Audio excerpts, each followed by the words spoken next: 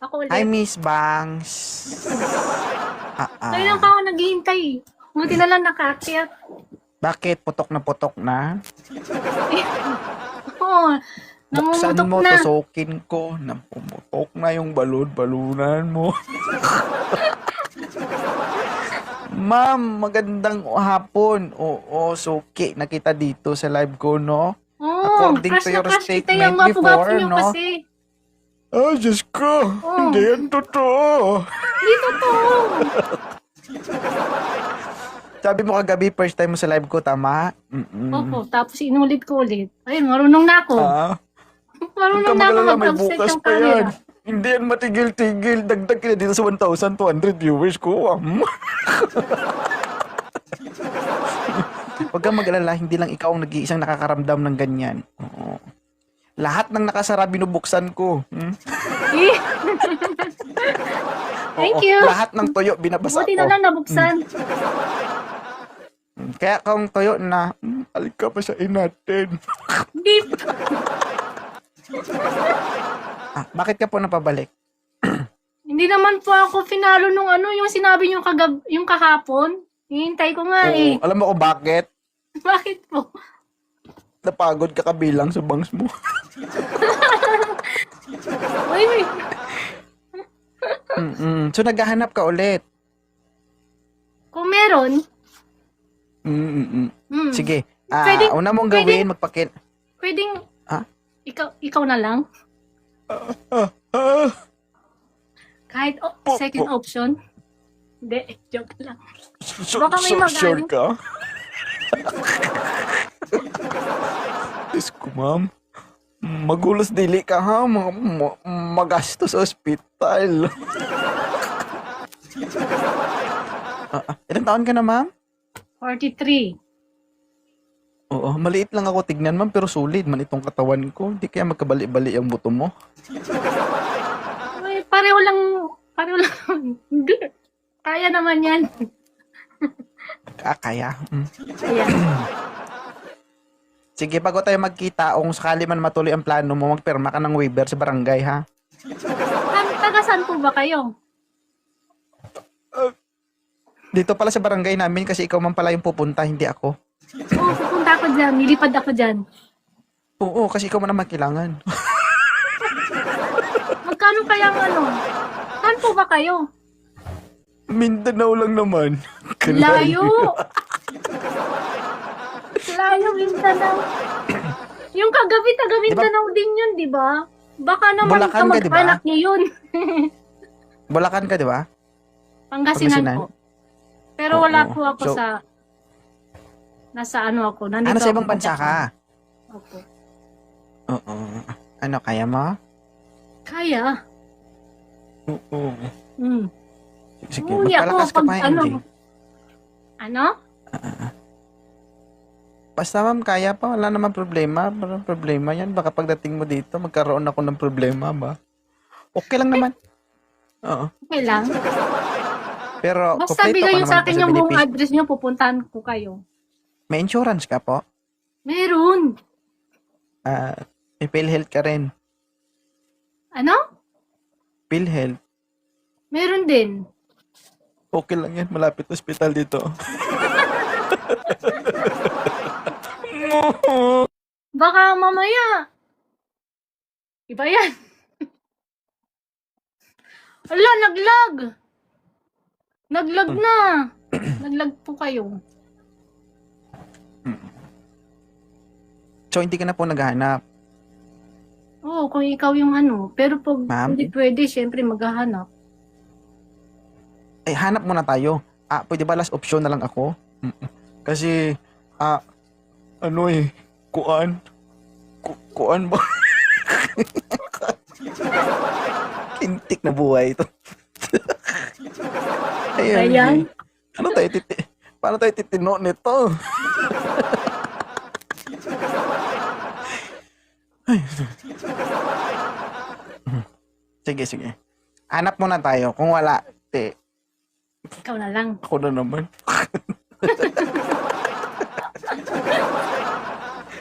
Ay, Lord. Kung pwede lang siguro, no? Kawawa siguro yung tintin ko. Bakit po? Sige. Ilan ba? Ma'am, according to my master list, no? So, I have here 132 katao. Ba? Ang dami. Oh, pero kung sakali pipila ka, pang 133 ka na. Okay lang. Hihintay ako. Hindi kaya pag dating sa torno mo, hindi kaya turn mo na. Isang tulo na laway na lang puntas. Aray ko. Sige. Bago ang lahat, madam, no? Magpakilala ka po. Ang pangalan mo, taga saan ka? Single mom ka ba or what? Status mo sa buhay? At kung ano pong hinahanap mo sa isang lalaki, go. Ako si Russell, taga Pangasinan, 43, may 2 anak. Tapos, hinahanap ko sa isang lalaki yung hindi sinungaling. Yung marespeto. Akala ko yung sasabihin mo, ako po si Russell, dating lalaki, nagkaanak. Russell eh. Yan ko talaga. Wala ng lalaki. Sige. Yung ang hanap mo sa isang lalaki ay hindi Sinungaling. manloloko. Siyempre, yung marespeto. May respeto sa babae. Ako kung marespeto ang hinahanap mo, tatanda ka na lang, ma'am. Hindi ka sasaya, hindi ka makakaisa. Hindi. Kung puro respeto ang papairalin. Huh? Meron yan. Naniniwala ka ba na lang na lahat ng tao sinungaling? Oo. Kaya nga ang Oo, hinahanap ko yung hindi sinungaling. Huwag ka maghanap lang, hindi sinungaling.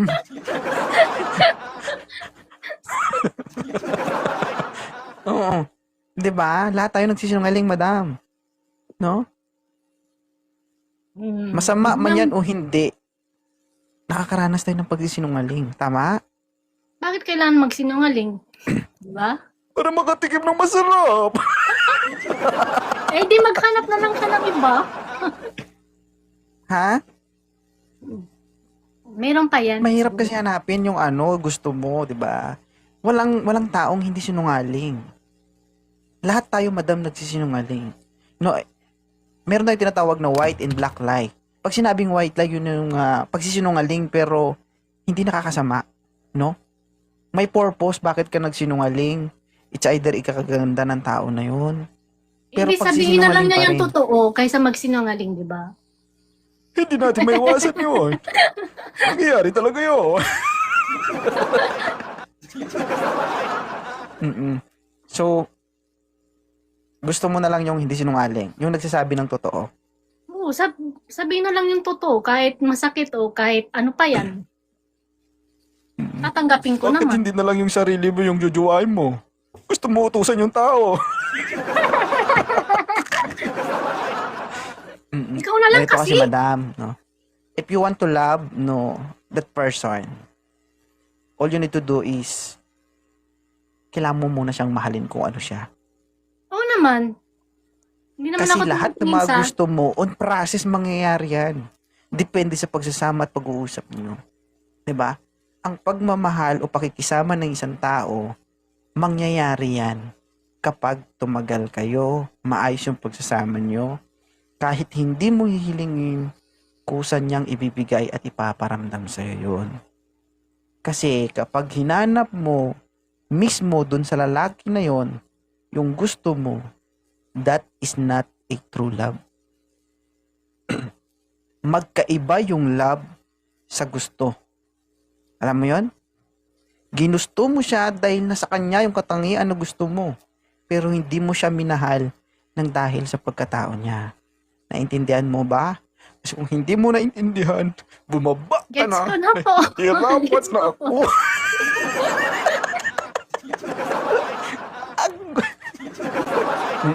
Hindi totoo. That's what we call, there is so many single mom here in the Philippines na nag-i-exist sa mundo natin. It is because of that way. No? Naghahanap sila ng lalaking gusto nila. Which is, maganda yung physical appearance, may itsura, pogi, di ba? Bakit sila nagiging single mom? Hindi lahat. But most of them. ay, Mr. Jun, it is because of the reality na sinasabi. Wala, naglag. Naglalag. That is not true love. Ang tawag doon, kalibugan. Mm-mm. Alam mo yon? Opo. Hindi totoo. Kapag ginusto mo yung tao, it is because of physical appearance. Hindi pagmamahal yon. Ang tawag doon, kalibugan. Kaya sinisisi nila yung sarili nila, bakit ako naging single man, bakit ako iniwan? No, in the first place, may pagkakamali ka doon. Di ba? Maraming mga lalaking gustong patunayan sa inyo yung sarili nila, pero hindi nyo pinagbibigyan. It is because of physical appearance.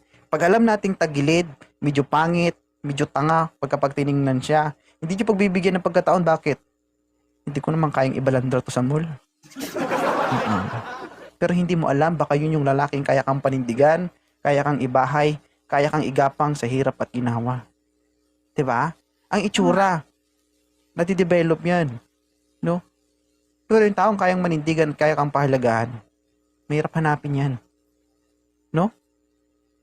Tama po. Eh paano kung nagustuhan mo yung isang tao, gwapo, sumakay ng motor ngayon, nabunggo, nagngiwi ngayon yung bibig, nakaganyan na, oh. Ah, tingin mo, magugustuhan mo pa ako? Mag-kiss ka, nakaganyan ka. Love, pa-kiss. Oh, sa tingin mo magiging proud ka sa partner mo kung ganyan ang itsura ng partner mo? Hindi. Dahil nagustuhan mo siya dahil sa itsura niya, hindi sa pagkatao o ugali niya. Am I right? Tama po. Sabihin mong mali ako, ibaba kita. Hindi, tama po. Huwag. Huwag. Ha? Tama po, tama. Hindi, yun ang totoo. 'Di ba? Kasi, ano eh, nabubulag kasi tayo sa mga mundong ano ba? Naglag po. Naghang na kayo. Ala, naglalag.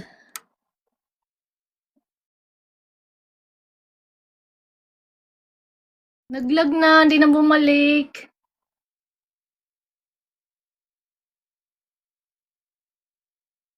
Naglag.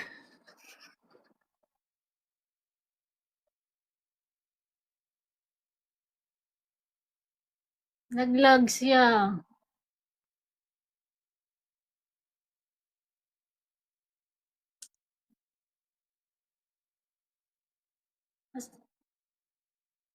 Ala, binaba na yata ako.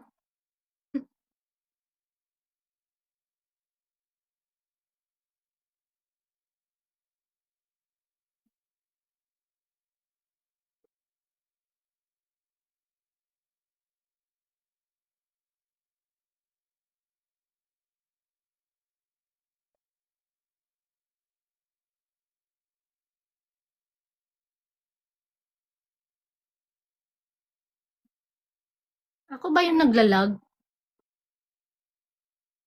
Nawala kasi siya eh.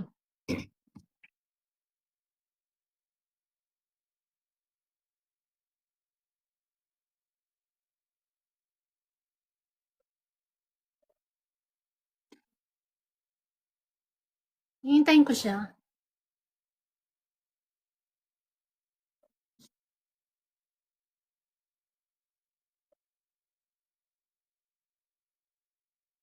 Relax.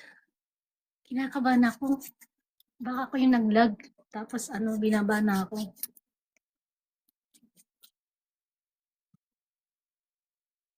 Tagal ni Gwapo.